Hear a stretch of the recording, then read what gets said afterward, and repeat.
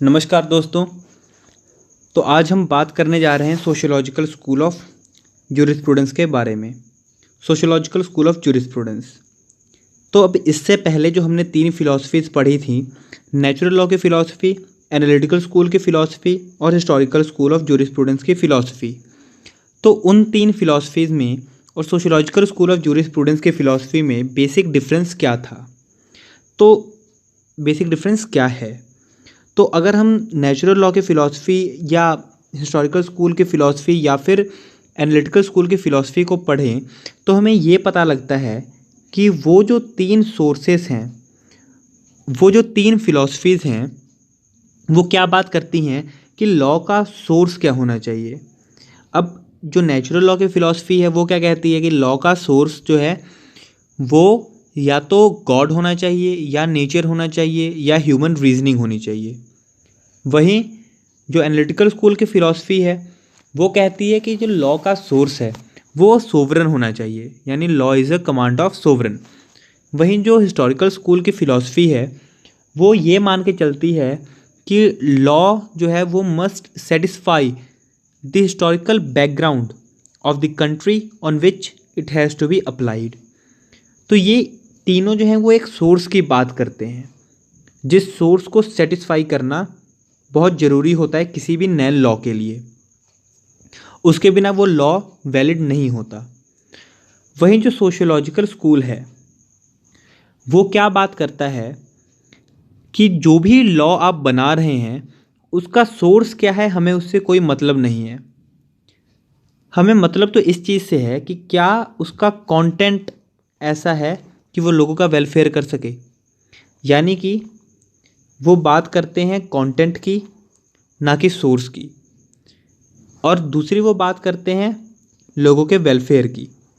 तो जो ये 3 स्कूल थे वो बात करते थे कि सोर्स क्या है लॉ का सोर्स क्या है, और उस सोर्स को सेटिस्फाई करना बहुत ज़रूरी है किसी भी लॉ के लिए। वहीं ये बात करता है कि कंटेंट क्या है और क्या उस कंटेंट से लोगों का वेलफेयर हो रहा है, उस लॉ से लोगों का वेलफेयर हो रहा है कि नहीं। तो ये बात करते हैं ये दोनों। ये बेसिक डिफरेंस है इन दोनों के बीच में। ओके, अब in detail sociological school of jurisprudence को देखते हैं। तो ये जो सोशियोलॉजिकल स्कूल की फ़िलॉसफी है, it is the latest and most recent trend in jurisprudence. It is the most recent and latest trend. क्यों? क्योंकि सोशियोलॉजिकल स्कूल की जो फ़िलॉसफी है, इस फ़िलॉसफी के बाद अब तक सोसाइटी के अंदर या अब तक कोई नई फ़िलॉसफी इमर्ज नहीं हुई है जो हमें ये बता सके कि लॉ किस तरीके से डेवलप होना चाहिए या लॉ किस तरीके से डेवलप हुआ है, या लॉ का कंटेंट क्या होना चाहिए या सोर्स क्या होना चाहिए। यानी कि ज्यूरिस्प्रूडेंस के अंदर सोशियोलॉजिकल स्कूल के बाद में कोई और फिलॉसफी बेसिकली इमर्ज नहीं हुई है। ठीक है, तो इसलिए ये most recent and latest trend माना जाता है। जो सोशियोलॉजिकल स्कूल है उसके बेसिकली 3 आइडियाज़ कह लें या 3 फोकस कह लें, पॉइंट ऑफ फोकस कह लें, वो हैं। पहला पॉइंट ऑफ फोकस तो ये है कि ये चाहता है कि सोसाइटी और लॉ इन दोनों के बीच में एक रिलेशन स्टेब्लिश हो। एक रिलेशन स्टेब्लिश हो मतलब लॉ, क्योंकि लॉ का जो सीधा इम्पैक्ट है वो सोसाइटी के ऊपर ही पड़ता है, तो लॉ का अच्छा इम्पैक्ट पड़ना चाहिए सोसाइटी के ऊपर। तो इसलिए लॉ और सोसाइटी के बीच में एक अच्छा रिलेशन स्टेब्लिश हो। दूसरी बात करता है कि इंडिविजुअल और स्टेट दोनों का ध्यान रखा जाना चाहिए। इंडिविजुअल की भी ग्रोथ होनी चाहिए और स्टेट का भी वेलफेयर होना चाहिए। यानी कि एक सोसाइटी जो है उसके अंदर इंडिविजुअल की भी ग्रोथ होनी चाहिए और उस सोसाइटी का भी वेलफेयर होना चाहिए। ये इसकी बात करता है। तीसरी बात करता है कि हमें ध्यान इस चीज़ पे देना है कि लॉ का कंटेंट क्या हो, लॉ किस तरीके से सोसाइटी के अंदर काम करे और उसका सोसाइटी के ऊपर इफ़ेक्ट कैसा हो, ना कि उसका सोर्स क्या है। इस चीज़ के ऊपर ध्यान देना चाहिए, जैसा कि नेचुरल स्कूल और एनालिटिकल स्कूल वाले करते हैं। तो ये इसका बेसिक 3 फोकस पॉइंट है। अब देखते हैं कि जो सोशियोलॉजिकल स्कूल ऑफ ज्यूरिस्प्रूडेंस है ये स्कूल इमर्ज कैसे हुआ, इसका रीज़न क्या है इमर्जेंस का? तो जो इसका पहला रीज़न है वो ये है कि it is a reaction against analytical and historical school of philosophy, historical school of jurisprudence. ठीक है, तो एनालिटिकल स्कूल और हिस्टोरिकल स्कूल, इन दोनों के रिएक्शन में ये फिलॉसफी आई।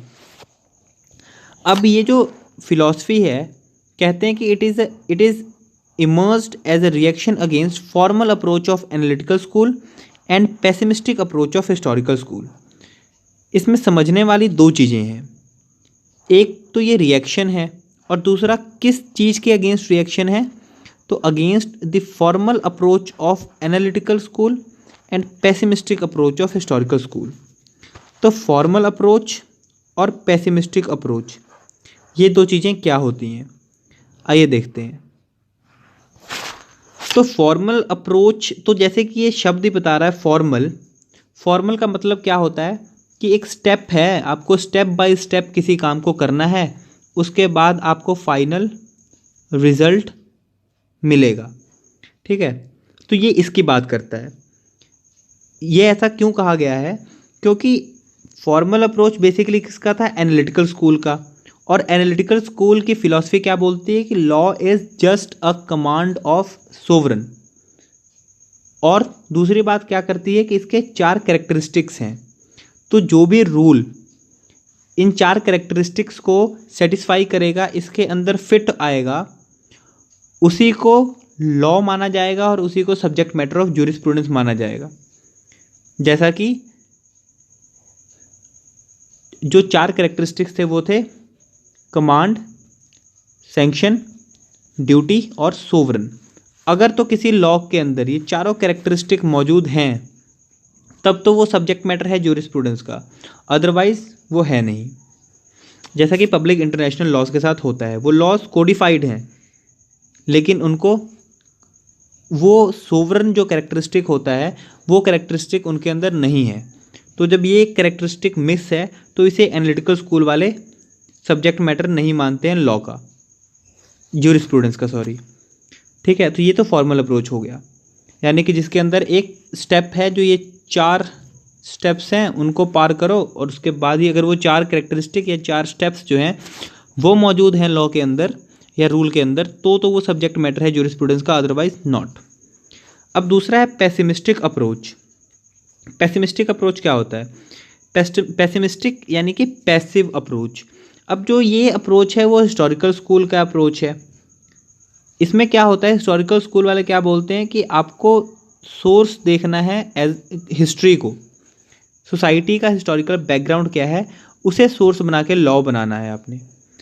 अब जो भी हिस्ट्री होती है वो तो बेसिकली एक बार जो घटनाएं हो गई वो तो हो गई, तो वो क्या है एक तरीके से स्टैटिक होती हैं। एक बार आज़ादी की लड़ाई हमने लड़ ली, उस समय जो इवेंट्स हो गए, वो दोबारा तो होने से रहे, और वो उसी टाइम पीरियड तक के लिए थे, उसके अंदर तो कोई ग्रोथ नहीं हुई ना, तो यानी कि वो एक स्टैटिक इंसिडेंस था। तो अब अगर हम उन चीज़ों को सोर्स मान के चलेंगे तो हमारे जो लॉ हैं वो भी स्टैटिक बनेंगे। हम हमेशा देखते चलेंगे कि हमने क्या किया, उसके हिसाब से लॉ बनाएंगे, ना कि हम ये देखेंगे कि हमें क्या करना चाहिए उसके हिसाब से लॉ बनाएंगे। तो जब हम फ्यूचर को नहीं देखेंगे तो जाहिर सी बात है कि हमारा जो लॉ है उसकी ग्रोथ कम हो जाएगी और लॉ जो है वो पैसिव हो जाएंगे। और दूसरा, ये कंपैरेटिव स्टडी नहीं करना चाहते, do and not want to do comparative study of other legal systems. अब जब दूसरे लीगल सिस्टम से हम कंपैरिजन ही नहीं करेंगे तो हमें पता कैसे चलेगा कि हमें इस मतलब एग्जिस्ट करने के लिए इस ग्लोबलाइजेशन के अंदर में या इस दुनिया के अंदर में किस तरीके के लॉज चाहिए। ये नहीं कि दूसरी कंट्रीज़ जो हैं पूरी दुनिया किसी एक चीज़ को ना कह रही है और हम उसी चीज़ को अपना लॉ बनाए बैठे हैं, जैसे कि नॉर्थ कोरिया वाले करते हैं कि न्यूक्लियर वेपन्स नहीं बनाने चाहिए, सारी दुनिया कहती है, लेकिन नॉर्थ कोरिया जो है वो किसी के नहीं सुनता। तो क्या है, वो दुनिया से कट ऑफ है, दुनिया से हटा हुआ है वो, बाकी लोग उससे बहुत ज़्यादा कोऑपरेट नहीं करना चाहते। ठीक है, तो इससे सोसाइटी को ये घाटा होगा और सोसाइटी जो है वो लॉ बनाने के लिए हमेशा पैसिव अप्रोच फॉलो करेगी। तो ये है, तो इन दोनों के रिएक्शन में जो ये सोशियोलॉजिकल स्कूल की फ़िलॉसफी है वो इमर्ज हुई। दूसरा जो है वो है कि it is a source centric not content centric. Source centric है ये, कि ये सोर्स सेंट्रिक नहीं है, कंटेंट सेंट्रिक है, सॉरी। कंटेंट सेंट्रिक यानी कि कंटेंट कैसा होना चाहिए, लॉ किस तरीके का है, क्या उससे लोगों का वेलफेयर हो रहा है, इस चीज़ के ऊपर फोकस करती है, ना कि उसका सोर्स क्या है या कहाँ से उसका ओरिजिन हुआ है, इस चीज़ के ऊपर फोकस करती है, जैसा कि पुराने स्कूल वाले करते थे। तो एक वो हो गया, और एक दूसरा source centric not content centric. ये दो रीज़न हो गए। तीसरा रीज़न जो है वो ये है कि it is a reaction against less is fair concept. अब जो बेसिक प्रॉब्लम थी लेस इज फेयर कॉन्सेप्ट की, ये थी कि इसके अंदर डिमांड ये थी कि गवर्नमेंट इंटरफेयर ना करे मार्केट इकॉनमी के अंदर में। लोग कुछ भी काम करें, उसके अंदर गवर्नमेंट किसी भी तरीके का इंटरफेरेंस ना रखे। तो इससे क्या होगा कि वो लोग जो कि प्रिविलेज्ड हैं या जिनके पास स्किल्स हैं वो तो ग्रो करते जाएंगे, लेकिन वो लोग जिनकी कंडीशन ही ऐसी नहीं है कि वो स्किल्स एक्वायर कर सकें, जैसे कि बहुत गरीब तबका जिनको सोसाइटी ने, जिनको कभी मौका ही नहीं मिला अपने आप को प्रिपेयर करने के लिए, या वो लोग जो कि डिसेबल्ड हैं, हैंडीकैप्ड हैं, तो वो लोग किस तरीके से ग्रो करेंगे। तो उनका तो हमेशा ही सोसाइटी के अंदर में एक मतलब उनका स्टेटस डिक्रीज होता जाएगा। तो एक ग्रुप तो हमेशा बढ़ता जाएगा और दूसरा ग्रुप कंसिस्टेंटली घटता जाएगा। तो इससे सोसाइटी के अंदर में एक बहुत बड़ा गैप क्रिएट हो जाएगा और इनइक्वालिटी हो जाएगी, जिसके कारण सोसाइटी का तो वेलफेयर नहीं होगा। ठीक है, तो इसलिए ये जो है वो गलत चीज़ है, ये सोशियोलॉजिकल स्कूल वाले मानते थे। और सोशियोलॉजिकल स्कूल वाले किसको सपोर्ट करते थे, balance between the welfare of the state and individual interest, दोनों के बीच में एक बैलेंस होना चाहिए, वो इस चीज़ को मान के चलते थे। तो ये तीन रीजंस थे फॉर द इमर्जेंस और for the emergence of the new philosophy, that is sociological school philosophy. अब सोशियोलॉजिकल स्कूल ऑफ ज्यूरिस्प्रूडेंस जो है उसके कैरेक्टरिस्टिक्स कौन कौन से हैं इसको देख लेते हैं। तो पहला कैरेक्टरिस्टिक तो यही है, it is the latest and most recent trend, ये भी हम पहले डिस्कस कर चुके हैं। दूसरा है it is a synthesis of other social sciences. तो हमने जैसे बात की थी कि कोई भी सोर्स होना चाहिए इसका, बस पर्पस ये है कि वेलफेयर ऑफ द सोसाइटी होनी चाहिए। तो इसने सारे सोशल साइंसेस जो हैं जो कि सोसाइटी से डील करते हैं उन सबको अपना सोर्स मान लिया और उसका एक सिंथेसिस बना के लॉ के लिए बेस बनाना शुरू किया। तो philosophy, psychology, political science, sociology etcetera, ये सारे सोर्स हैं इस स्कूल के, जिसको समझना उसके यूटिलिटी, पर्पस और इफ़ेक्ट के साथ में मतलब इनकी जो फिलॉसफीज़ हैं यानी कि पॉलिटिकल साइंस, सोशोलॉजी, फिलॉसफी, इन सब की जो भी कंटेंट है उसको इस तरीके से समझना कि उसका किस तरीके से यूटिलाइज़ किया जा सके और सोसाइटी के ऊपर में उसका एक पॉजिटिव इफ़ेक्ट हो, उस तरीके से समझना जूरिस्ट का काम है और उसके बेसिस के ऊपर ही लॉ बनानी चाहिए। तो इसलिए इसे हम synthesis of other social sciences भी कहते हैं। उसके बाद it is a study of law in terms of immediate need and requirements of individual, ये इसकी थर्ड कैरेक्टरिस्टिक है। फोर्थ कैरेक्टरिस्टिक इसका ये है कि इट स्टडीज द वर्किंग और content of law rather than it's source, तो ये इसका फोर्थ कैरेक्टरिस्टिक है।